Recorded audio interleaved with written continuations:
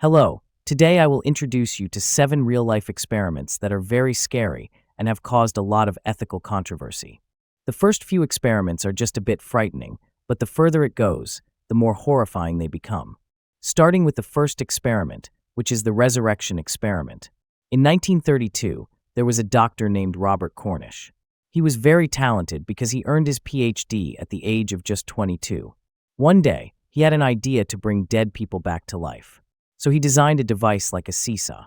He placed a human corpse on it, then injected it with a special chemical mixture.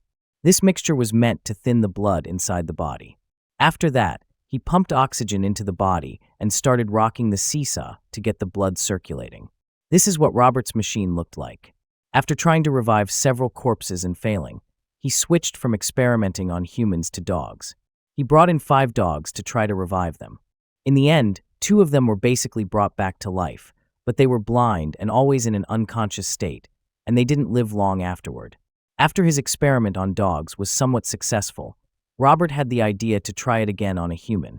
But this time he needed a human corpse that had just recently died. Coincidentally, in 1945, there was a girl named Thora Chamberlain.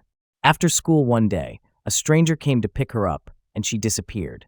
After police investigated, they found her case was connected to a man named Thomas.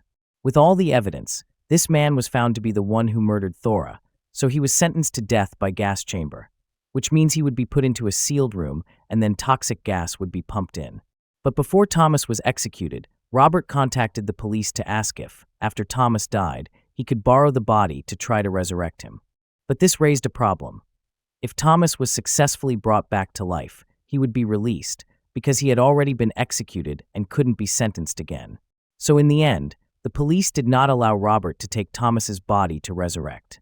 And from then on, Robert almost completely gave up on reviving humans. Around that time, there was a film called Life Returns. The film talked about resurrecting people and animals and the ethical issues surrounding it. And in that film, one of the actors was Robert himself, playing the lead role as a doctor trying to bring humans and dogs back to life.